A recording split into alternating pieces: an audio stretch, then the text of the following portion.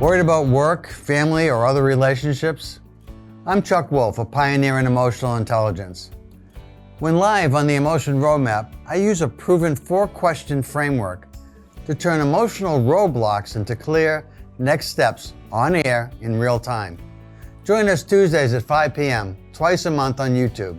Subscribe, go to YouTube, type in @CJWOLFE5, and ask to be notified when I'm live so you don't miss a show. Call in when you see the number on screen. In 1990, the psychologists who sparked the science of emotions asked me to help translate their research into everyday tools. I built the Emotion Roadmap, a simple 4-question model that helps anyone improve how they manage their feelings and influence others ethically and effectively.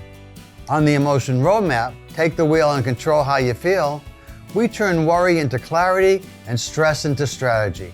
Each 45-minute episode blends practical psychology, common sense tools, guest experts, and live caller coaching. Smart, capable people often get stuck when emotions run high, and this show helps you get unstuck fast. When you call, you help everyone else who listens. As I help you, I explain how the Emotion Roadmap works so that everyone listening is learning to use the process. To learn more about me, go to www.emotionroadmap.com. I have been very lucky in life and have worked with and learned from some of the greatest thinkers in the world at Harvard and Yale, other places, and I want to bring what I have learned to hopefully make a meaningful, positive difference in your lives. Enjoy and tell your friends and your family.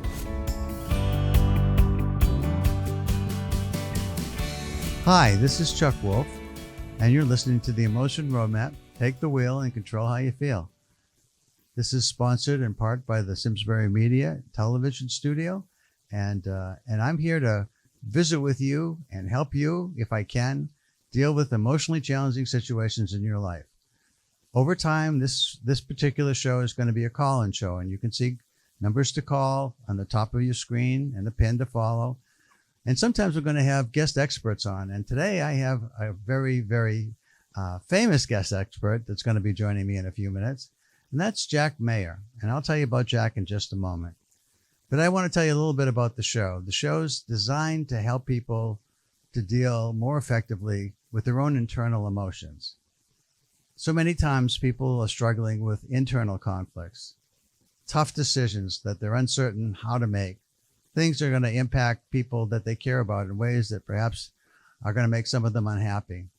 And there's a lot of challenges we face in life that come from all the accelerated change that we're dealing with, our own particular circumstances, polarization in the country, wars in other places. There's all kinds of problems and challenges that all of us always face as human beings.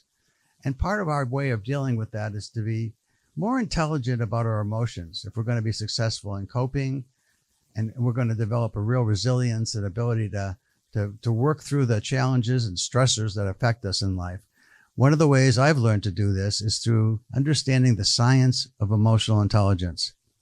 And that science of emotional intelligence comes from this idea that there's a new body of information that got developed way back in the 1990s, or actually first published about in 1990 by Jack Mayer and his colleague Peter Salovey. They put together an article that said, hey, there's a new intelligence out there. It's called emotional intelligence, and it's based on certain abilities. And I'll tell you a bit about those abilities. But the abilities that we're going to talk about have to do with the fact that some of us think we're quite good at identifying, for example, how people feel, how they're feeling in terms of how they're reacting to us, the things we say, the things we do, how we behave. We think we're pretty good at assessing how we're coming across, how well we're able to influence others, how well we're able to motivate, perhaps even bully somebody at times. We think we're good at that. And some of you who think you're good at that probably really are good at it. And some of you who think you're good at that may not be very good at all. And what are the implications if you think you know how you're making somebody else feel, but you're wrong? What are those implications? that's difficult to assess. So what does that really mean? Well, that means that you might think by saying something that you think is funny, but possibly a bit demeaning or disrespectful, and you get a group to laugh with you about somebody that you're all with, maybe as a friend or maybe a colleague, but the person inside is feeling like, wow, why did you say that? Why did that happen? How come that happened? What's that about? So that's something that could be a problem for you in a small way or a big way if it was happening a lot. It could complicate relationships in meaningful ways such that you lost your job and you didn't know why because you thought you knew what you were doing, but maybe your relationship skills weren't working the way you thought that they were. You thought you were having a certain impact, but you weren't having the impact you wanted. So the idea of an ability to gauge how somebody else is feeling sounds interesting and meaningful, but what's it really mean? It means that each one of us individually has that ability to gauge somewhat effectively what somebody else is feeling or how we're making somebody else feel. And in doing that, if we're very successful at it, then we tend to have fairly successful relationships because we know what we're creating. And we're able to gauge that. And we know when we're going too far or saying too much about a certain topic, to back off, to change up how we're talking about it, because we're seeing reactions that we don't want to see in people that we care about. Now, as to my own emotions, I'm waiting for Jack to call in. So I'm hoping Jack calls in. And when he does, and if he does, I'm hoping we have a conversation about what's going on in the world of emotional intelligence, how it all started, how it began, how he and Peter got started thinking about this idea that there may be a new intelligence out there. And I hope he joins me. And Jack, if you're watching and trying to figure out how to get in, you want to dial the number on top of your screen, followed by the PIN code, and see if that works for you. And let's hope that it does. In the meantime, I got to always be prepared in the event that a guest doesn't show up or we aren't able to connect for some reason, technology or otherwise. I just want to say that I'm delighted to be here with you. And while I'm waiting for my guest to call, I would suggest that if any of you have a reason that you might want to call in and talk with me, and I can help you in some ways, let me explain how that works. Back in the 1990s, Jack and his colleague Peter Salovey and another friend of theirs got together and asked me if I would help them work with them on the emotional intelligence methodologies that they were creating. They were creating a way to assess what they had discovered with this new intelligence. It actually measured 4 abilities. The abilities were the ability to, as I said, identify how someone else is feeling, how they're reacting to you and how you're making them feel, or how somebody else is making them feel. In any case, you're able to identify how somebody is feeling. And you're also able accurately, or maybe not so accurately, to identify how you're feeling. So when we say we know how we're feeling, some of us may or may not. I've seen people, I used to be a family therapist many years ago. I've seen people who will sit in my office when I was a therapist and, be nervously tapping their fingers, or their legs would be shaking. They'd be twitching a bit, and they'd say, I'm perfectly fine. And they didn't seem to think that they were lying, but it was pretty clear that they weren't fine. So it's possible, too, that some people are not very accurate in assessing how each person is feeling. That's a possibility. So having said that, what's happening when people are unable to identify how they're feeling? Well, it makes for very complicated relationships, I can tell you that. And maybe some people in your relationship, in your world, are feeling like you don't get how they feel. And it's important for them to think that you care enough to want to get how they feel. Again, I used to do family therapy, and so occasionally I'd have husbands and wives, and often I'd have a wife say something along the lines of, I would love for my husband to be more sensitive to how I felt. I thought when we were dating, he really, really paid attention to me. Well, sounds like I might have a guest on. Are you there, Jack? I am here, yes. Can you hear me okay?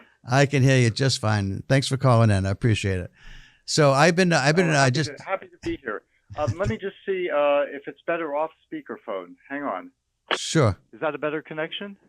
Yeah, that's fine. It's fine this way or either way is fine. But I'm just glad to have you, Jack. Honestly, it's nice to have you here. I'm glad to be here. Thanks. You're looking good. Thank you. I started to talk a little bit about the way we got started and a little bit about the abilities, but I just want to let me just say a bit about you, Jack, and then ask you to talk a little bit more about yourself. So back in the 1990s, I first met Jack when I didn't know this person, but a person that Jack and Peter Salovey, who were friendly with, was a fellow named David Caruso, and David and I happened to work at that time at a place called Harris McCully. It doesn't exist anymore. But it was a really high-end outplacement firm for Wall Street executives that were losing their jobs. There was a lot of cost-cutting taking place in the 90s, and a lot of people were losing their jobs, but they were highly paid individuals. And the companies that let them go knew that at some point when the economy turned around, they'd want to hire people like that back. And they needed to find some ways to make sure that those people got the services and the care that they needed so that it didn't end badly with the firm and the firm didn't get a bad reputation. And David Caruso at the time was working for Harris McCully as a subcontractor, and David was working to do psychological assessments. And I was there basically as someone who was really, I have a gift for helping people take theoretical material, theories, and turn them into real practical applications. And David had heard about me and then asked me actually to work with him on a sort of a test case, I guess. I didn't know at the time, but he had a group, a gym he was working at that was dysfunctional and looking for some help with team building. And he said, he introduced himself, called me one day and said, hey, we work at the same place. And he said, I've got a client that I think you might be able to help with, Chuck. Would you be able to work with me? And I did. It turned out really well. And he said, thanks, Chuck. I'm really appreciative. And so was the group. But I actually did it for another reason, too. I was thinking about seeing if you wanted to come to work with me. And he went on to tell me about you, Jack, and about Peter Salovey. And he said, my two friends are psychologists, and they introduced to the world this idea that there's a new intelligence out there, an emotional intelligence, and it's different. It's truly different than general intelligence or analytic intelligence. And it seems like it's got a place in the world. And we're trying right now to figure out, now that we know this, can we assess it some way? Can we assess people's abilities, their emotional abilities, and somehow provide that information in a way that makes life better for people? Is there something we can do that's proactive? And I said, I'm tickled that you thought of me, David, and I'm happy to meet with them. And at the same time, Jack, at that time, I'm sure, it was very, very memorable that Dan Goleman had written his book, and he called it Emotional Intelligence. And he referenced some of the work that you and Peter had done when you first wrote about this in 1990. And as the science editor, I guess, or science writer for the New York Times, he was busy looking at other psychologists' research and writing about it. And I guess his publisher suggested that he might call his book Emotional Intelligence and then offered the subtitle, Why It Might Matter More Than IQ, which was really interesting at the time because of a book published the year before called The Bell Curve that said, unless you have high IQ, regular general intelligence, you'll never be successful in life. A very controversial book. And when Dan wrote a book and called it Emotional Intelligence, and Why It Might Matter More Than IQ, it sort of opened the door for all those people that said, hey, wait a minute, I don't agree with the fact that you have to have the kind of intelligence that's measured by IQ, and that's the only way to success. And in any case, Dan's book kind of took off, became bestseller in the New York Times seller list, and all of a sudden, the whole world was talking about emotional intelligence. And all of a sudden, you thought, I guess, initially that your work was going to be publicized, but Dan was really writing about social and emotional attributes, along with a little bit about what you and Peter had discovered. Does that sound about right to you? Well, at the end, I think you added in a bit more than we knew at the time. That I think our article on emotional intelligence had been cited something like 5 times when Dan's book came out, which, for those who are unfamiliar, that's a fairly small amount for an academic work. Yeah, I think David told me it's usually your mother reads it, and maybe 5 or 6 psychologists might read it and cite it or something like that. Yeah, it was maybe a little bit better than that, but not much, not by much. I don't know if our mothers read it, although they were welcome to. But I remember, Jack, when you first did it, people didn't really know about it. They didn't know, and there was challenge, right? It was like the Holy Grail you discovered, and people were saying, how can there be another intelligence out there? And I know it was challenged by a number of other psychologists, and that caused you to really work hard, I guess, at trying to validate and make sure it was reliable what you had discovered, especially when you're trying to measure it.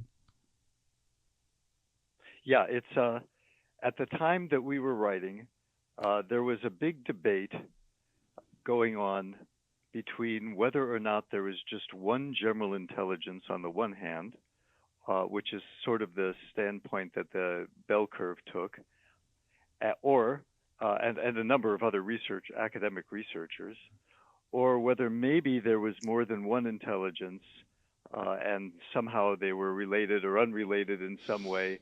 And back then, there was another influential book a bit earlier than that called Multiple Intelligences by Howard Gardner. Right. But the issue with Howard Gardner's work was that he wasn't interested in proving what he was writing. He was right. just sort of, he had some excellent ideas, and I would be remiss to say that we weren't influenced by him. But he was not interested in building intelligence tests or actually measuring the things or actually, bringing it to life. So that was kind of to the extent that the multiple intelligence, I don't want to call it multiple, the broad intelligences, the more than one intelligences groups were working away. They were generally skirting around that and going to earlier theories that there might exist more than one intelligence. Now, that all got solved, at least to everybody's satisfaction in the present, about 3 years after we brought out our paper on emotional intelligence, but nobody really knew it at the time. It was it took a while for that to percolate through the intelligence literature. Well, what I was fascinated by, Jack, was I think that when you set out the factors, the branches of what you discovered, and you had 4 of them, and they were, perceive emotions accurately, successfully, to use emotions to facilitate thought, and to understand emotions and the rules that emotions follow, and to manage emotions both internally and externally. And I thought to myself, well, really, what's new about that? Because to being aware of how you're feeling emotionally. I mean, self-awareness was something Aristotle and Plato talked about. Understanding emotions was the psychologists who were studying emotions and how they work for years, and managing emotions since caveman times were trying to figure out how to get along. But the use of emotions really struck me as fascinating by itself, because I had not really thought much about the idea that emotions often drive thought and drive behavior. And sometimes in my own practice as a consultant or coach, I find that unless I really get in touch with people's emotions, I never can help people to create sustainable change. I can help people comply and be different for a period of time, but sustainable change really tapped into emotions. That was fascinating to me. And the other thing I thought was so fascinating about your work, Jack, was that you said for the first time it was ability-based. And I'd been a family therapist, and I thought a lot of times when people weren't sensitive to each other's feelings, it was just attitudinal, like almost everybody else thought it was attitude. And in fact, what if it was ability-based? And that struck me as a fascinating revelation.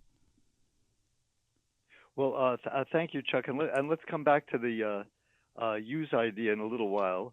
But yeah, our original, I think,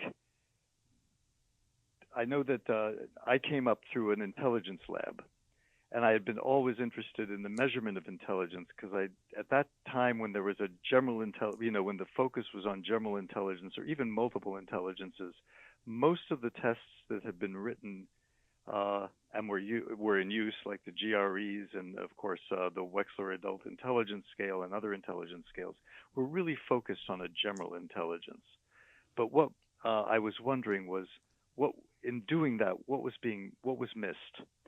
And looking at the world from I was trained as a clinical psychologist, but I never completed my training because I became very interested in research, and particularly how to assess people's personalities. And one of the things that I thought of as I started in an intelligence research lab as a postdoc was, well, what's being missed in intelligence research today. Now, David Caruso was actually one of the graduate students in that lab at the time that I was hired to be a lab manager. Okay. So I got to know David quite a bit back then. This was in prehistoric times. And I don't think he and I ever discussed this. I kind of kept this close to the heart, if you will, Okay. as I was thinking about it. But I was gradually starting to think about how emotions might be related to thinking processes. And in fact, a few years later, I went on to a postdoc at a different school, and I started thinking more about, and AI was very hot at that time. This was the late 1980s, or mid 1980s, excuse me.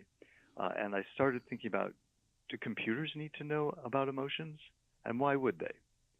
And that got me thinking along the lines of, what do people know when they know about emotions? That's a deep question. What did you discover? Well, at that time, I wouldn't say I discovered anything, but I started thinking about this idea that there must be an intelligence about emotions, intelligence that involved understanding emotions and the signals that they produced.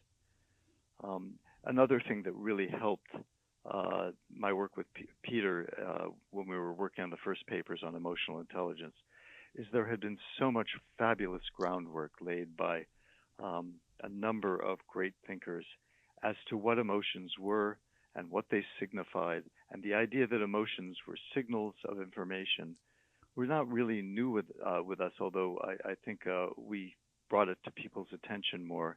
But it was really inherent in Charles Darwin's work on emotions, on Carol Izard's work on emotions. Some of these other names may not be familiar to your audience, but it was really inherent in a lot of the academic research that was going on at the time, and we benefited tremendously from the work of these other scholars. So you began. Go ahead. Sorry, go ahead. No, so then we wrote this article on emotional intelligence. Right. Spelled out the areas a little bit more preliminary than what you just presented. That came in 1997. But we spelled out the areas we thought might exist then, and using emotions was a key part of it. And then we put it to, we published it, and we thought, well, that was okay. That was pretty good.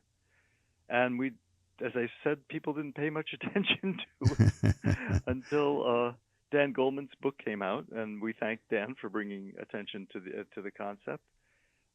And then we started getting roundly attacked, many times for things that Dan had said but we had not said.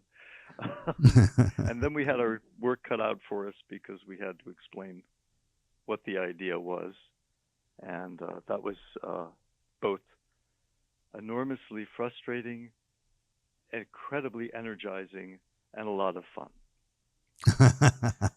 Well, I remember when I first met with the three of you, with Peter and you and David, and I started to, understand that there seemed to be these different definitions of what emotional intelligence was out there. I can remember distinctly, I was a guest speaker for one time for the 6 Seconds group in the Netherlands, and I was standing in a room. There's a number of us that were guest speakers at that conference. 6 Seconds used to run a lot of emotionally intelligent conferences and have different speakers. And I was often. Yeah, I remember that group. Do they still exist? I think they do. And Peter, okay, cool. I mean, Josh Friedman, as far as I know, is still out there doing some really wonderful work. But again, with different definitions of what we're saying emotional intelligence is. And I remember being in a room with all these speakers, and I think it was Josh that said, we really have to do a better job communicating with all our customers about what we mean when we say emotional intelligence.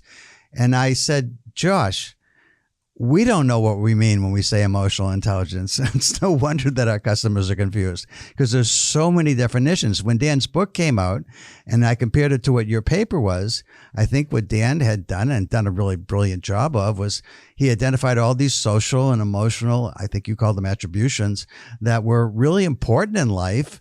And there were things that others had written about, and they definitely matter.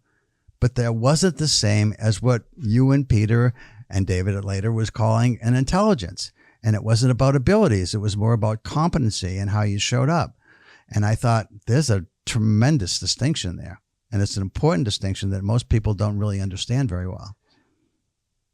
Yeah, it's crucial for research, for both research and applications, because you've got, I guess it speaks in a way to how important emotions are in all of their facets, from understanding them to emotion, to experiencing them, to managing them, and the like. And there had been a lot of research in personality psychology and in social psychology on characteristics like optimism and emotional positivity. These are things that were already well established at the time, and are absolutely important to how people are perceived and how energetic they are and what they accomplish and the like. And then on the other hand, there is this intelligence perspective, which identifies a completely different set of qualities in a person, namely their intelligence, as you pointed it out, their ability to accurately perceive emotions in themselves and others, their ability to understand emotions and emotional signals and what they mean, and their ability to manage emotions in themselves. Of course, managing is if I can go back over to the socio-emotional attributes side, it's really easy to manage your emotions if you're always a positive person to begin with. If you're a calm, positive person, that most of the time is very, very easy to manage. But if you are not that fortunate, if you are born, as the 20th century assessment guru Paul Meehl said, if you're born 3 drinks behind, then you have some managing problems to do. That's interesting. I think one of the things that struck me again about, the use of what you had discovered versus what I'd seen in other places, I thought a lot of the things I was seeing in the other tools that were assessing emotions and social capabilities or competencies, I thought it was very familiar. But it was it felt like it was being repackaged in ways. But it was very clever and very useful at the same time. I mean, I've learned, like when I first looked at Dan's work, I thought Dan's a great writer, and he's put together a really interesting treatise. And it's actually because of Dan that you and I are talking today, and so many people are talking and trying to understand what emotional intelligence is. But I found that... Yeah, I agree. That was a very fun book. Yeah, no, Dan's a great writer. And one of the things, I don't always agree with Dan, but I remember one of the things that he said you attended this consortium that I've talked about before on the show about the other day, and Dan has been at different ones. He likes to come when he's thinking of writing a new book, and he wants to pick everybody's brain that's there.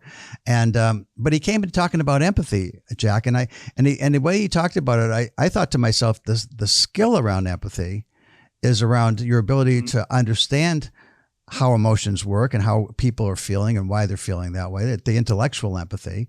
And then there's emotional empathy, which is to be able to sense or experience what another person's feeling by feeling it without necessarily analyzing it, but just feeling it.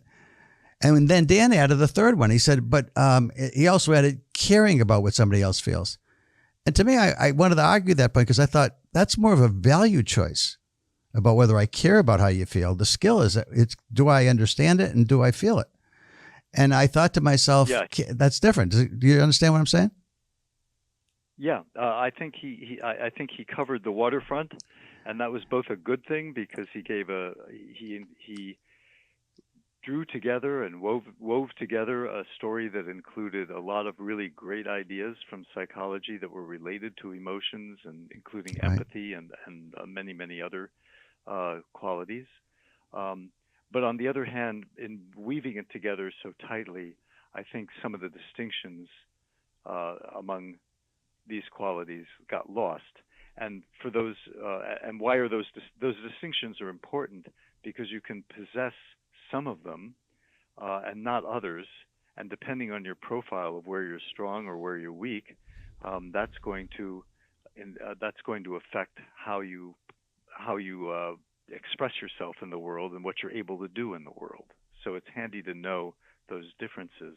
It's like saying, You can talk about pain in the body, but pain in your elbow and pain in your knee are often due to two different things. Well, the way I thought about what Dan said over time was, to me, empathy only truly matters if you care about what the other person feels, or if you're trying to get them to do something different and understand why they're feeling what they're feeling and how you might influence that. So, I mean, it can be for hopefully reasons that you want them to be successful too, but it doesn't have to be. But I think I actually like what he said, and it became very important to me. But I also thought that it also tended to make people feel like when they think about emotional intelligence, it means you're kind, you're nice, you're empathetic, you care about other people. And I think that's always true to a degree. I mean, hopefully true anyway, but not necessary. I mean, part of it is you're just smart. I had the experience of work. One of my clients was a trucking company and a warehousing company out in the Midwest. And I've started to look at emotional culture, Jack, as a condition for employment where people really want to belong, where they really want to go to work, and they don't dread it. They enjoy it. The experience is just really wonderful for people when there's a focus on how you want people to feel, and there's a set of shared feelings, and everybody's working really hard to share feelings. Anyway, we're having this conversation, and the woman who runs the company, who owns it, was thrilled with this. But her foreman, who grew up a working class kid, he's a young man now, and he said, "I'll tell you what I want people to feel. I want them to feel accountable. That's what I want them to feel." And I thought to myself, what a great statement, because there's nothing soft about being accountable. There's nothing soft about holding people to be accountable and responsible, because isn't life great when everybody who works alongside you is doing what they said they were going to do, and you knew you could count on them? Anyway, we got to be a longer conversation, but the goal, I think, is emotional intelligence to me isn't always about being nice. It might be, but it's also about being smart. And sometimes the nicest you can be to a person who maybe is failing at work, is likely to be terminated at work, and yet has the skills they need, but not trying hard enough, or not showing enough empathy for others, or their relationship skills are off, or something's not right, and they think they're invulnerable, and they're not. And so you've got to put fear into them. I mean, that's being smart emotionally, but fear and hope and support that you're there for them and you want them to make it, but they're not going to make it unless something changes. So I think I think emotional intelligence is so much more than what most people think it is. I think that's a great example. And the other thing I was thinking as you were describing that is, it's great if everybody feels good about one another. But if the company goes out of business, that's not helpful either, because, they're not paying attention to other aspects of the business. Well, that's why I don't know, you probably don't know this, but in the 1980s, this is talking about a long time ago, I worked at Harvard Business School with a man named Tony Athos, Tony was the co-creator of the McKinsey consulting company model of 7S model of change management, or transformational management. And at the heart of his model was something called superordinate goals. That's the thing that Tony said people truly deep down inside care about. Sometimes they have a hard time expressing it, but it's why the founders created whatever it is they're doing. And that surrounding that, Tony felt like for the McKinsey to be successful, they need something that could only be 7 items, because that's all people can remember, he said. And secondly, he said it needs to be alliterative so that people can remember it. If it's all one letter, it's easy to remember. So it was superordinate goals at the heart. And then, to your point, Jack, if they don't pay attention to these other things, you do go out of business. You also, surrounding the superordinate goals, had to be strategy, structure, systems, skills, style, and staff. And you could fit everything you talk about in organizational life underneath one of those S's. For instance, culture would fit under style. Staff covers a lot of issues. Systems, same thing. And structure, of course, is how you form, how the boxes look when you put them down on paper with a chart. So it was a very powerful model. It's still in use today, actually, and it came out in the 1980s. So I was working with Tony way back then when he was developing that. And one of the things that I learned over time was people created shared values to substitute for superordinate goals. They thought that was close enough. And I don't know I know you're more academic than corporate, but shared values has become a huge phenomenon in organizational life. And lots of companies spend a lot of money creating values that align people with the company's mission, statement, values, etc. But after they spent money both creating them and then teaching them and talking about them and communicating them, nobody remembers them. Are you still there? Yeah. Okay. Yeah, I'm still here. Yeah. So anyway, nobody remembers them. So that's just kind of funny by itself. But I changed the shared values to shared feelings with this company, and then surrounded that with the strategy, structure, systems, skills, style, and staff. So that the idea was, what do you really want to feel here? We want to feel accountable. We want to feel appreciated. We want to feel pride. We want to feel respected. And just as an example, respect as a shared value is nice to know that we have that as a value. But when you ask somebody, do you feel respected here? And are you respectful to others in the organization as a representative of this organization? Are you respectful internally to vendors, to customers, in the community? And that's so much more compelling and powerful, I find. That's interesting. I worry sometimes just that sometimes we overstretch what emotional intelligence is and what it can do. It's a powerful variable. I like to think it's as powerful as SEA variables, and there's some evidence that it is, considerable evidence. SEA, I just want to point out to people that don't know, social and emotional attributes is what you're saying there, right? Social and emotional attributes like optimism, positive affect, and what else would you add in there? I don't. I mean, when I looked at the stuff that got added to all these different groups as stress management, decision making, impulse control, motivation. I mean, the problem with some of the other models for me, list, yes. Yeah, it's almost it covers everything. Right. Sometimes it's too broad. And what I think is what I found fascinating. Let's go back to use, because I want to make sure we talk about that. When you structured your model, and it wasn't initially experiential and strategic, and now I think you've gone away from that. But for a time, you had identify or perceive and use as experiential. And then, so you would know what somebody's feeling, or at least think you did. And then it would be driving how you're thinking or behaving. That's the use. And so that would be the experiential part. And then what you did about that, if you felt like you needed to do anything, was you thought about it and you managed it. And that was the strategic part. And that really made a lot of sense to me. But one of the things that I learned when I was working with you folks was that not every emotion is great for what you're trying to get done. Some emotions are much better for particular tasks than other emotions. Like sadness might be good for detailed work, or even anxiousness, as opposed to being real. Like I like to use the example, if somebody needs to be really confident in a presentation they're going to make, certainly you want to feel extremely confident, inspiring, and engaged when you're presenting your material. But a week before, when you're getting ready, then you want to have a tenseness, a harsh focus, and even anxiousness looking at your materials to make sure there's nothing missing. There's nothing that's going to be challenged. There's nothing wrong here that people can argue with. Or if there is, I know how I'm going to respond to that. And that to me suggests what you were teaching, which is, hey, not every feeling is the best feeling for what you're experiencing. So if you happen to be really joyful at the week that you're reviewing your materials, you're going to miss stuff. And that's not going to be helpful. Yeah, that's exactly right. Or if you're too, many people experience this. If you're too anxious to do something, that's not going to be helpful in getting it done. I mean, just to be very, to use a far more simple example, but I like your example as well. And if you're in a good mood, that's a great time to join with other people, but it's not such a good time to, do copy editing.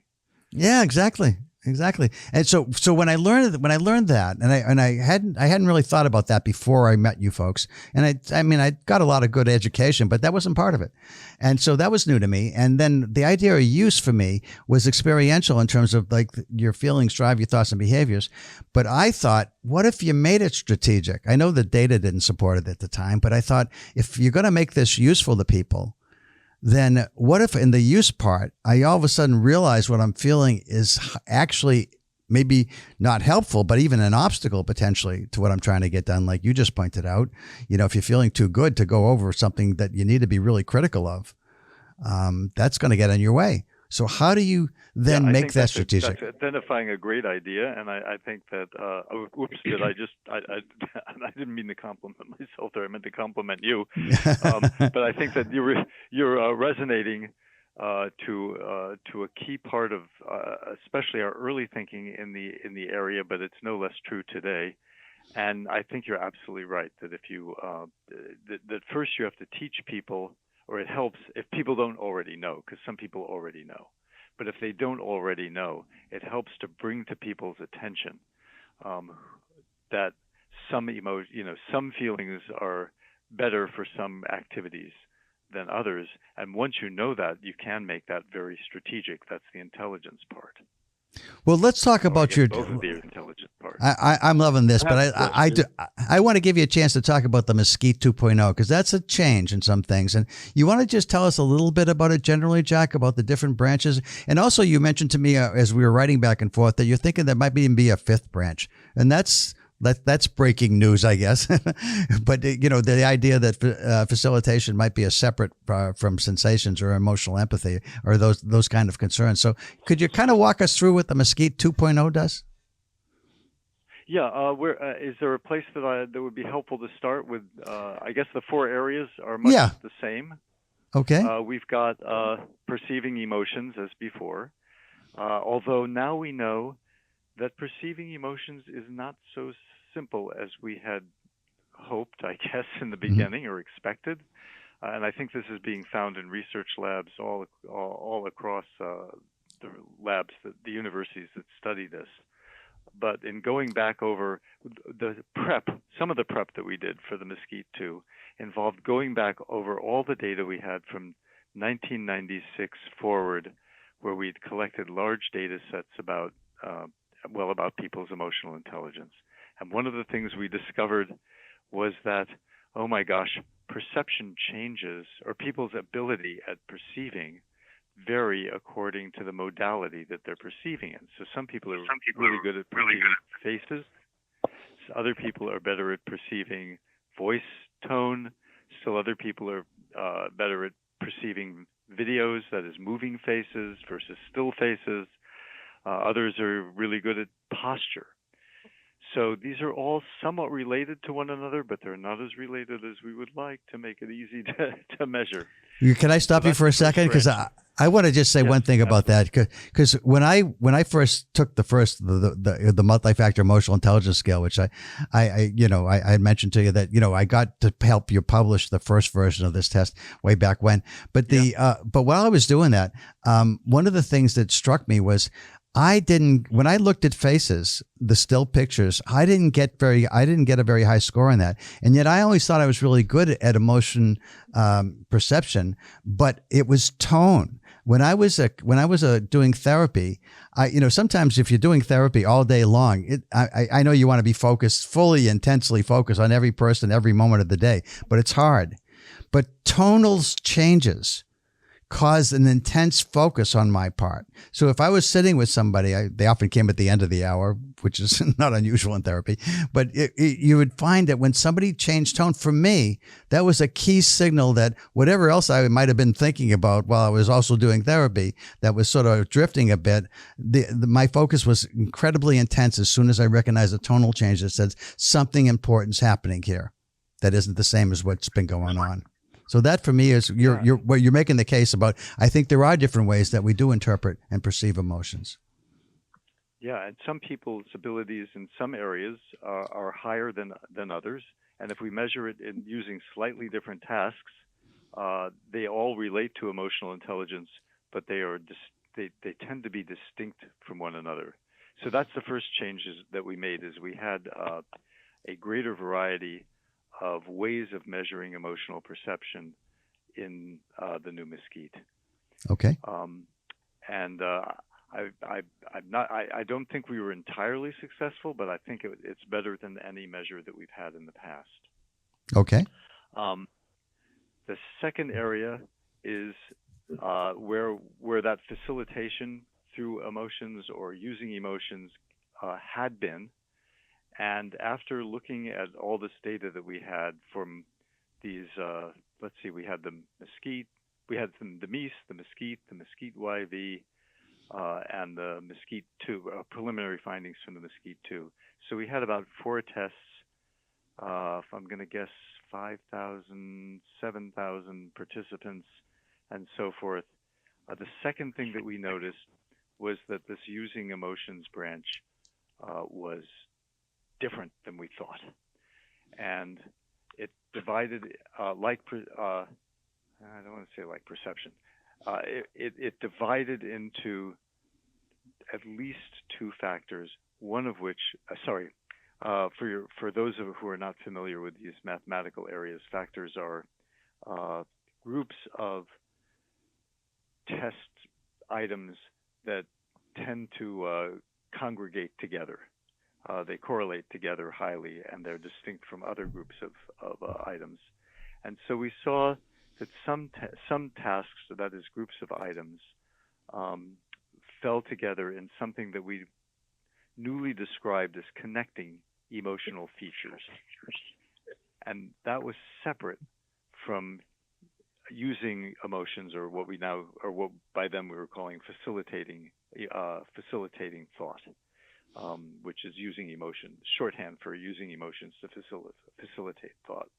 Now, both of those areas are important to emotional intelligence. They're actually equally correlated with overall emotional intelligence. But the predominant measures that we developed seem to be more focused on this on this connecting emotional features. And I think both of these tasks share in common, I like to think of them as sort of a grounding for emotional creativity. Using emotions, facilitating emotions, which is I guess the part that caught your attention, right, which I very much appreciate, is related to, like, if you can know, oh my gosh, right now I am really happy, I want to think up some great ideas that I can review later.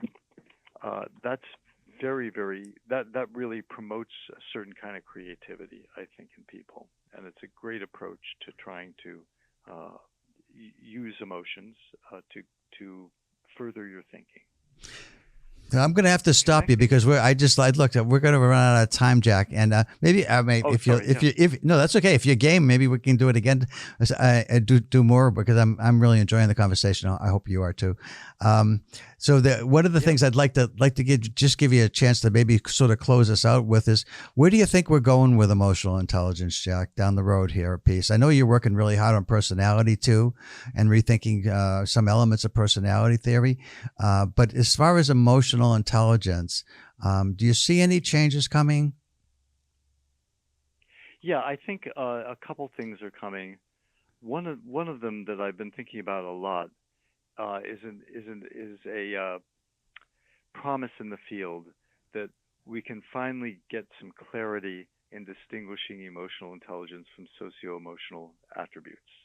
For many years, people who've been measuring optimism, stress reduction, extroversion, the characteristics that you mentioned as well, have really been clinging to the term emotional intelligence.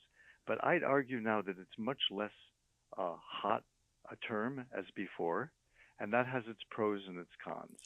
The cons, obviously, are that it's a harder sell, but the pros are that maybe people who are using emotional intelligence in ways that I regard as misleading and maybe too strong, but not as clear as it could be. Maybe there's a greater willingness to let go of that at this time, and to say, you know what, and also the accumulation of evidence over 20 years, which is not so ambiguous. This is a different area than emotional intelligence, and that can add some clarity into the area. Maybe you're looking, though, for a broader conception of where emotional intelligence is going. I think that there will be a broadening of understanding that there are a group of people-centered intelligences, which include emotional intelligence, personal intelligence, which is the capacity to understand personality in other people, and at some point or another, when these measures get better, but it's been hard to develop measures in the area, social intelligence. And once we understand that those people intelligences exist, that's going to further change and enrich our understanding of overall intelligence. Well, the other place it's going, of course. Go ahead. I'm sorry, go ahead, Chuck. Well, I was just going to say that one of the things that I've seen over time, I think, Jack, is that one of the ways that I look at the attributes, the social and emotional attributes that are out there in terms of how they're showing up in life are influenced heavily by people's abilities. And so I don't think that I know they're distinct, but I think they're related in that way anyway. Yeah, I agree. I mean, I think that if you have if you have emotional intelligence, and for example, you have very negative moods, if you have EI, it's easier to move yourself up into a better frame of mind than if you don't, because you can start using strategies and reframing and all kinds of techniques that are actually pretty common in cognitive behavioral therapy to improve your mood. You're never going to be as happy as some other people. Well, it's unlikely that you'd ever be as happy as the happiest people on earth. But you're going to feel much better about yourself and about the world. So I think you're right. They are connected, but they're not highly they're also, from a research standpoint, rather distinct. Oh no, I think they're the distinct. Other place, yep. Sorry, go ahead. Yeah. I know. I was just saying. I agree. I definitely think they're distinct. Yeah. So where I see this, I mean, where it will go is a little bit dependent on all of the cataclysmic changes that are going on right now in our lives, partly through artificial intelligence and other matters, like, do AI systems have emotional intelligence? Yup. Can they reason about emotions? They certainly seem to be able to do that. They seem to be able to recognize emotions, and there have been systems invented since since about 2000, starting with Kismet, that had some of these emotion perception characteristics in them, and that will. I mean, I suppose people could use those if they to enhance their own understanding. Oh, I think I'm going to have. I think I'm going to have to be able to stop you here, Jack. I do want to say it's such a pleasure. I just want to let everybody know you've been listening to Chuck Wolfe. This is the Emotion Roadmap. Take the wheel and control how you feel. My guest has been pioneering psychologist Jack Mayer, extremely well respected in the field. Really appreciate it. Thank you so much, Jack, for being on the air with us, and I hope to do it again sometime. It was really a pleasure. Agreed. Thanks, Jack. Take care. You too. Bye-bye now. Bye-bye. And that's our show, folks. Thank you very much. Bye-bye now.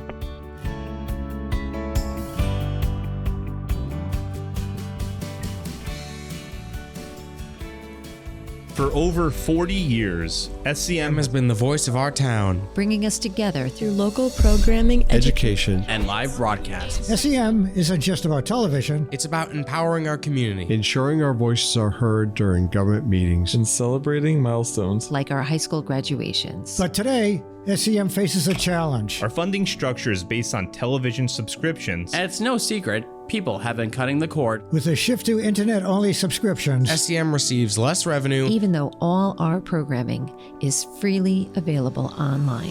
We need your support. We need your support. We need your support. We need your support. We need your support. Your donation can make a difference. It will ensure that SCM remains open, continues to educate our youth, and keeps our community informed. Thanks to SCM, I've been honing my creative skills, helping me work towards my college degree. SCM is crucial for keeping our community connected. SCM isn't just here to broadcast local events.